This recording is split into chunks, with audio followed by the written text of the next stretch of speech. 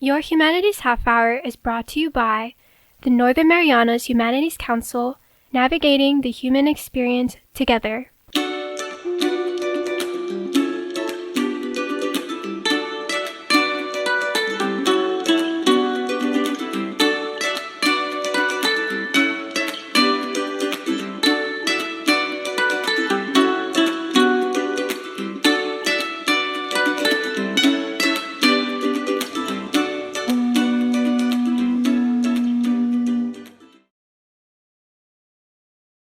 Hafade, Tero, and welcome to your Humanities Half Hour. I'm Catherine Perry, and our guest today is the 2024 Governor's Humanities Award recipient as Outstanding Humanities Teacher in a Non-classroom Setting, Jonas Barcinas. Jonas, welcome. Happy New Year. Buenas, Hafade. Happy New Year to you too and your family. Thank you for the opportunity. Congrats on your award. How did you feel when you heard the news? I was a little bit, I was happy and at the same time shy for the fact that, I'm the kind of person that I don't like to be recognized for the work that I do, but I want people to just appreciate the services, the work that I do for our community. Yeah. But I was later on I start feeling the excitement. Yeah. Well, you're known as a kind of an advocate and a practitioner, of course, of a lot of indigenous Chamorro culture and heritage and language. All, I bet, kind of rooted in your early childhood in Rhoda. Tell us about that. Well, thank you for that. Growing up in Rhoda, I speak Chamorro since I was, since I was born, all the way to 5th grade, I will say. And the reason why I say that is because when exchange students from Guam were coming to Rhoda every summer to spend their summer there, and we do that cultural exchange, I didn't know how to speak English. So I was a little bit ashamed and heartbroken in a way because I was unable to communicate with those kids from Guam. So we were doing a lot of sign language. I'll never forget that, And lucky that some of those kids were able to speak Chamorro. So we were connecting. And that prompted me to do better in school by reading a lot of those English books so that I can learn how to pronounce it. Back then they were teaching us oral language, just what do you call that? You standing up and a teacher just telling you what to do, and it was fun, but at the same time, I was still missing that. There's that link that I'm missing, is to be able to speak English. But now, going backwards, I was thankful and grateful for my mom and my dad, and my siblings for really, for speaking to me in Chamorro, in our vernacular. Because now I would not be able to lose it. I'm only building my English skills. And at the same time, I'm polishing my indigenous language, my Chamorro language, because there's some deep words that sometimes I don't understand because I hardly hear it. But living with my mom and my dad, they're individuals that really speak to us in a very appropriate language, deep language. It's not like something that an ordinary individual will speak to you, a lot of deep language, yeah. I think that's one of the advantages of having grown up there is Rhoda is known as the island that was least impacted during all the different foreign administrations of the island. So people of Rhoda are kind of known to, be closest to the real thing or the old ways. What was it like when you moved off island and met Chamorros from the other islands? Man, Ms. Kat, when I was excited to move to Guam because my auntie, my sister was asking me to go and go to school there. So it was my first flight to Guam, and when I came there, I met some of my cousins. So I was adapting and I was, just adjusting to, the way they speak, because even when I'm speaking, they would bully me and tease me like, oh, that's not how you pronounce it. And I get kind of like mad because that's how I learned it, right? Rhoda, right? Um, but then later on, as I start hearing and listening to the way my cousins, my aunties speak in English, I started to catch up. And that's when I went to Aguila Johnson, my first, what do you call it, junior high. I went to Aguila Johnson Middle School in Northern, you know, and that's how, there's some Rotanis that were there. So we would always speak Chamorro, but when it comes to, you know, being with our friends, we had to just kind of like tweak it around and say, hey, nangka, nangka, nangka, you know, we need to speak in English because they won't be able to understand. And that's kind of like helped me to really build my you know, my English language skills. But still, the Chamorro is still rooted in me. That, you know, I was a little bit ashamed in the beginning. You know, because you know, nobody taught me to preserve and protect and whatnot. At that time, it was like, why don't you speak English? Exactly, well? exactly. It's like, yes. I'm in the wrong place. And Yeah. could you believe that, you know, even just for the first introduction of the first day of school, when I hear, you know, the teacher say, okay, introduce yourself. I'm like, oh my God, how am I going to introduce myself, right? But when I hear my classmates say, hi, my name is so-and-so, I'm the only child. Hi, my name is so-and-so, I'm the second child. Everybody's like 2, 3, 2, 3. And there's 12 siblings. I didn't know how to explain that. So I had to, I'm sorry to say this, but I had to, you know, just make it up by just saying I'm the only child in the family. To be, you know, I felt so guilty, but as a child, as a teenager, no one was there to guide me. Yeah. You know, until later on I start, you know, realizing how valuable being with a lot of family members and speaking the language, you know, being in the cultural performances and cultural group, that really also made me really understand, aside from being in the educational system. So speaking of cultural dance groups, you had the good fortune to work Frank Rubong. Tell us a little bit about him and what your involvement, how you came to be a part of his circle. Thank you.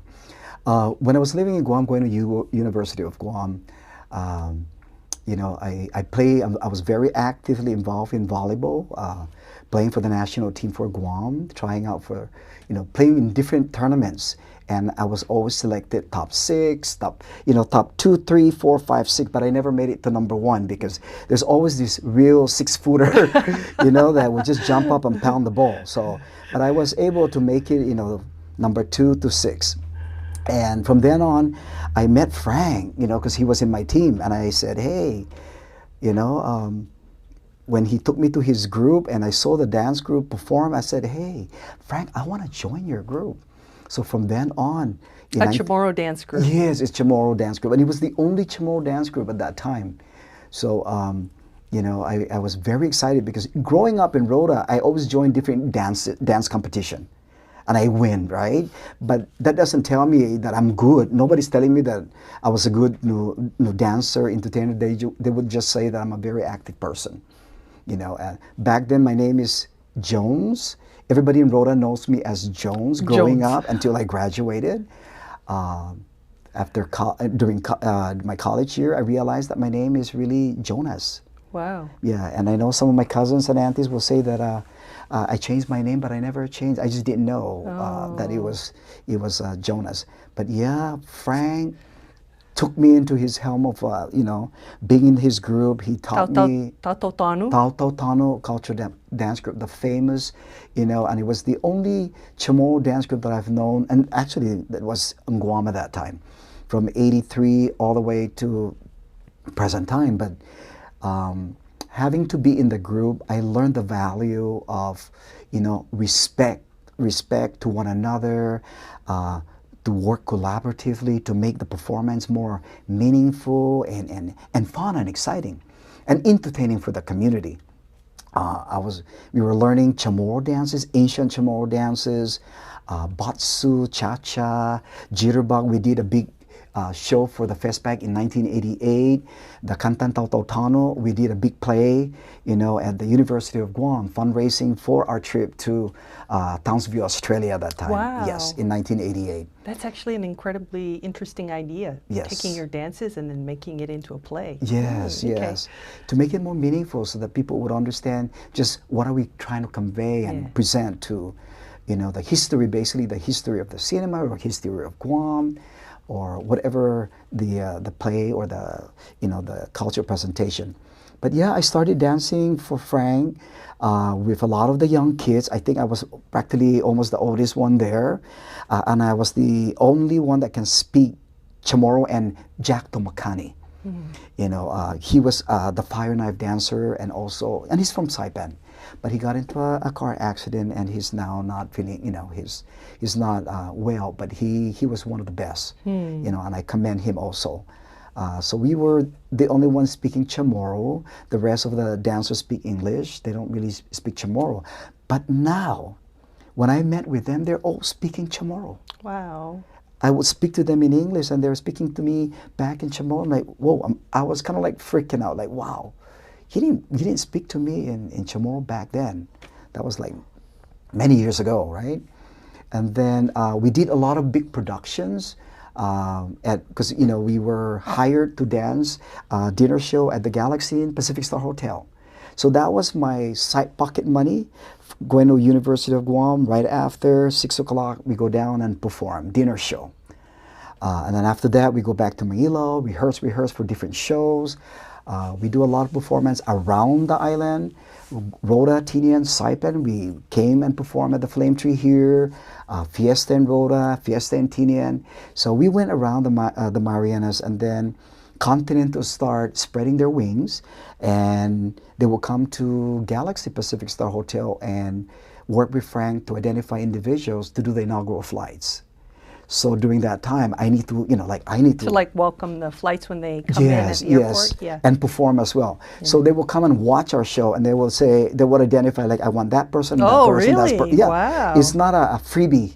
So, when Continental comes, everybody has to be, at their best. On point. Yes, on point. So I was very fortunate that I was getting a lot of those, travel to Sydney, Australia, Brisbane, Australia, Papua New Guinea, Bali, Korea. Those inaugural flights, I was able to travel and perform and what do you call that? Showcase our indigenous, who we are as indigenous Chamorros.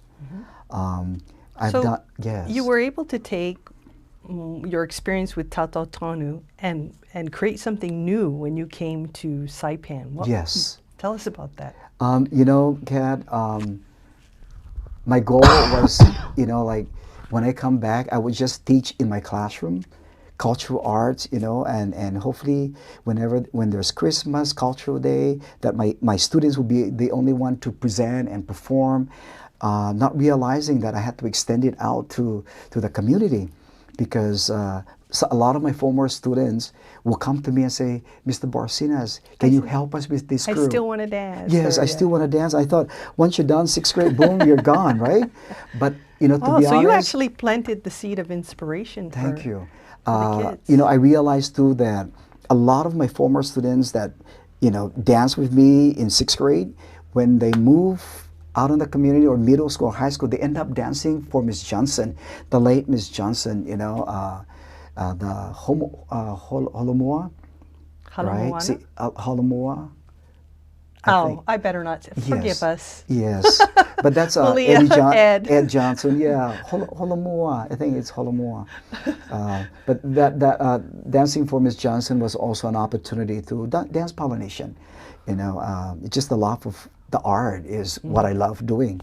But a lot of my former students end up dancing with them, and they already know the basic fundamentals. So that's why when I go out there, I see them performing. I'm like, oh my God, that's a blessing for me, because I feel like they appreciate what I've provided for them and shared with them.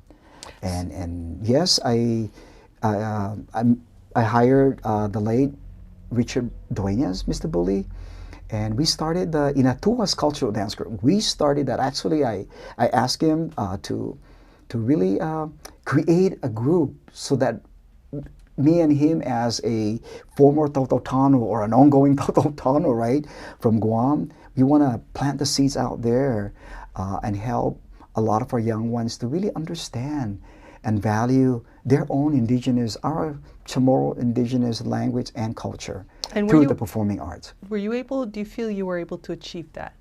Yes. I know that Inatuas have traveled to Korea and all Japan and all over the place with LJ. Thank you, LJ and April, Rebecca and LJ Castro for really taking lead after Bully passed away. They were also able to, work together with Francis Sablon.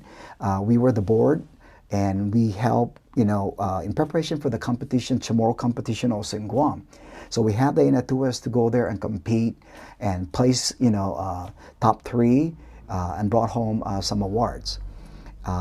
Also, one of my former students, Jolene Villagomez, she also approached me to help her with her group to build the Isa dance group. Isa cultural dance group. So I was the one. Isa means rainbow. The rainbow. Correct? It's a beautiful rainbow. Love that word. And the meaning to the group is that there's a lot of kids coming from different ethnic background.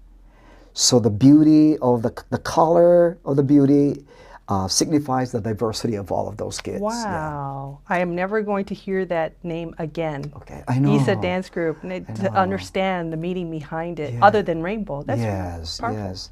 It's the diversity. Everybody come from different ethnic group. And then they perform together as one beautiful group. Yeah. And aside from just those group also, Kat, being at Cobleville Elementary School now, I do help out as a vice principal. I do help out with CCLHS teachers.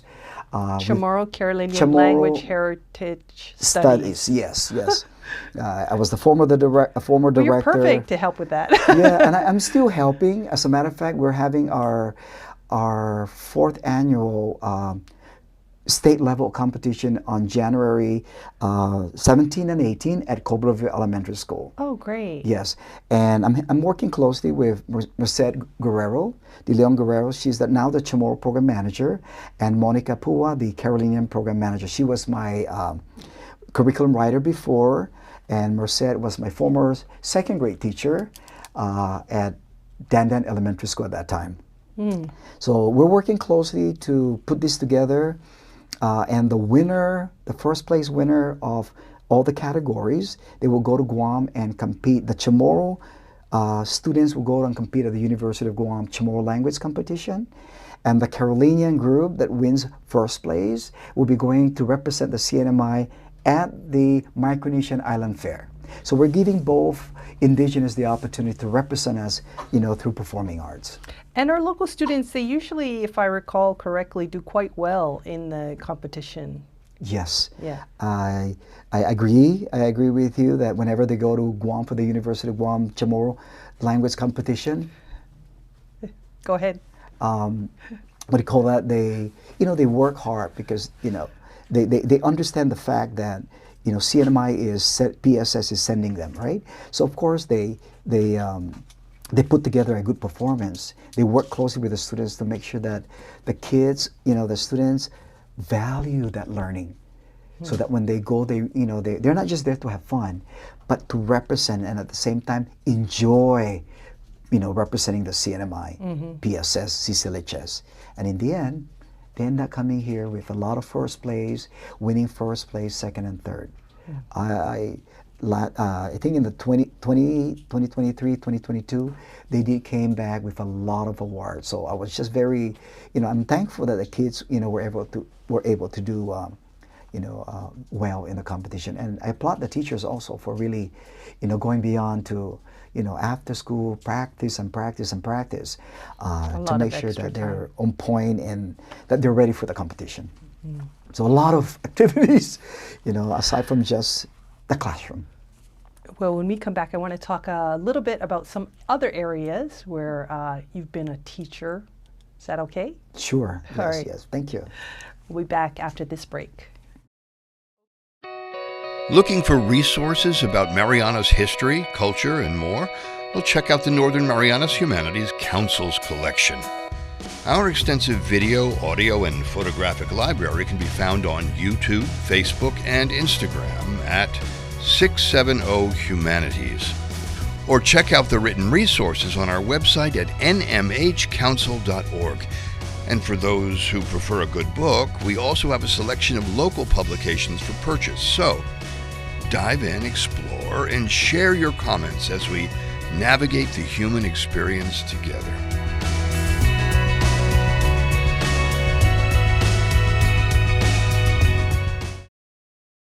Welcome back. Jonas, your son was on the set. Kenzo. I'm sorry about that. Well, one of your sons. How many kids do you have? 3. 3. All right.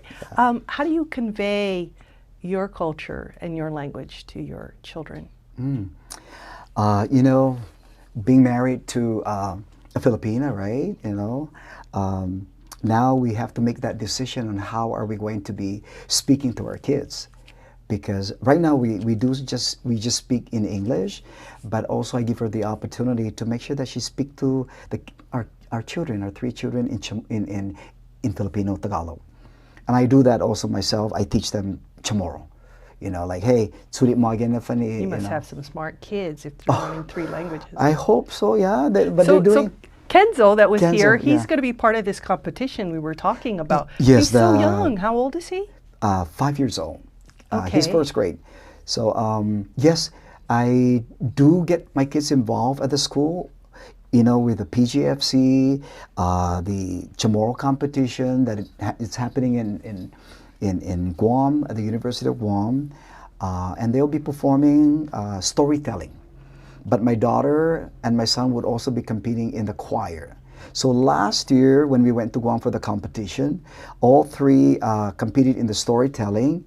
My daughter Kaisiu won 1st place in her grade division, and my second son is my eldest son Khalil won 1st place in his division as well, and Kenzo won 3rd place in his division because he was like a little he was baby. Like 4? Yeah, 4. Yeah. Aww. But you know, it's a lot of work because almost every night, you know, I try not to force them, but to do it like a game. You know, okay, when like we go, a game. yeah, I like that. okay, I'm gonna have you guys play Roblox, you know, but let's go over let's practice first before you know, because I want them to enjoy. I don't want it to be punitive. That, oh my God, my dad is just Chamorro again. again. Chamorro, yeah. You know, a lot of the kids sometimes they're like, wow, I only learned Chamorro when my parents are yelling at me or screaming at me, and that should not be the case. So we try to pacify it and make it more non-threatening, you know, and make it more meaningful. And they love it. They even, you know, love to learn about what do you call that? The history. So last year, our Cobleville Elementary School choir, where my daughter is in, they won 1st place in the choir division. Yeah. Category. Congratulations, Dad, and congratulations to your daughter. You know, one of the other roles I think that people know you as is as a veteran. Congratulations, you're coming up on retirement. Thank you, yes, So thank exciting. you, yes. Well, I've been in the military since 1995. How do you find your culture plays into your service, if at all? You know, to be honest, Kat, I feel like no matter where I go, no matter where I work, you know, when you're dealing with people, you are the culture. You are, you know, you are who you are. That represents your own people. So I cannot just change and become an American because they will not understand who I am. So I always begin with saying that half a day, Tiro, I'm from the Marianas, next to Guam, remember atomic bomb and all. And they say, oh yes. Dale, can't you say Marianas Trench next to them? Yeah, now probably I'm going to say Marianas Trench. They know that, but you know the atomic bomb, a lot of the military personnel, they know. Tinian. They, you know, because you can see it even in a military compound. You can see the island of the CNMI and where the atomic bomb is carried. So yes, I do continue to carry that, you know, that my heritage, my culture, my language, and I teach them, and they appreciate it. So, you know, when they hear all these stories, they said, man, I want to be stationed in Guam and closer to the Marianas. And I was even telling them that there's going to be a new military, you know, what do you call that? Divert airfield? Yeah, in Tinian. And I said, you know, they just they just love hearing about the paradise, the tranquil, you know, community, hospitable community, and that's who we are, you know. and I continue to convey that to our military personnel. So, and friends and families of the military, yes. So, Well, congratulations again on your upcoming retirement. That'll be great. Can't wait. I really want to thank you for sharing today, and also really for your lifetime of teaching of the culture and the language. If you would have a message for the community or any final thoughts, what would you want to say? You know, Kat, there's so many things that I can share to our community, but I think the best message that I would, you know, share with our community, and hopefully I can inspire them to say, hey, be proud of who you are. You cannot change your color. You know, no matter Chamorro, no matter who you are, whatever ethnic group, but for the Chamorro community, parents, speak to your children. Let them hear the beautiful language of our ancestors, our mother tongue. Because if they don't, eventually they're going to start feeling guilty, and later on they're going to start wanting to learn, but it's going to be too late in a way for them. But it's never too late to learn. That's why we need to continue to be proactive, be positive out there, and speak the language. Because, you know, you can't, I know we're under the U.S., what do you call that? Under the U.S. umbrella for almost 80 years now, 77, 78, 79. And just look at the changes. I will say 90-some% of our students within the public school system, even in Rhoda, even in Tinian, because I used to travel with, you know, the Office of Curriculum and Instruction, and especially my island, when I just say, hey, afamolika toring, you know, that just hurt me, because wow, the generation, they just don't speak it at all. So, manyanahu, manyeluhu, familia todo, you know, kwentusi fa magunmizo gi molik na manera fanagwi ne esti bonito zangguagua na lenguajita.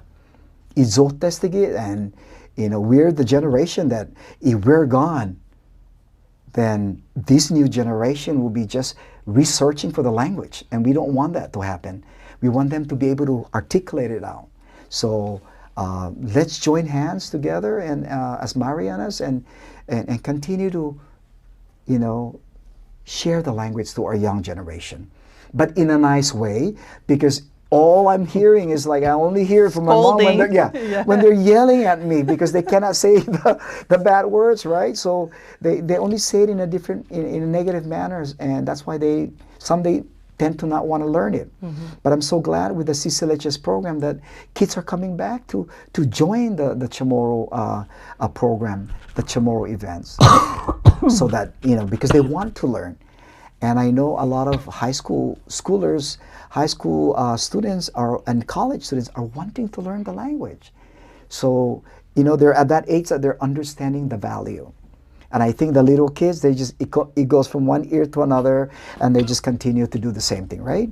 So I think it's our responsibility, the whole entire CNMI community's responsibility is, let's join hands and continue to share this beautiful language. Like the tourism, like my wave, tourism is everyone's business. Our Chamorro language and our Karelian language is everyone's business. Let's make it work for all of us. Can you help me say thank you for sharing today in Chamorro? Oh, mungkin. Si Zeus maasi ne un nai no esta na oportunidad para un nai mensaje. No mensahe siya para toda la comunidad. No, right? Jonas! Yeah, kulanan ako, no? But just say, si Zeus masi ne information, tempon mo, zani sininten mo, zani, how do you say service? Servicio. Jonas, si Zeus masi. Bonito. You know, Hogoloke, you know, you're just like, you're one person that I just admire so much when you convey all the beautiful, you know, when you're at a different events and everything, and when you're talking about, you know, hopefully the people are also feeling it, because, you know, I just love it when you stand there and just tell everyone, you know, not just tell everyone, but when you're saying things out for people to just, you know, preserve and use our language. It's just very, very, very, very powerful. Jesus mo siloke, nesta na oportunidad. Esta otro umbiay. Right? Did I say that correctly? Until again. Bonito. Esta otro biyay talo. Dyan, afazilingan no, Viva Año Nuevo, no? Yes, Happy New Year. Happy New Year. Para todos, adios. Our guest today has been Jonas Barcinas. He's the 2024 recipient of the Governor's Humanities Award for Outstanding Humanities Teacher in a Non-classroom Setting. This has been your Humanities Half Hour. I'm Catherine Perry.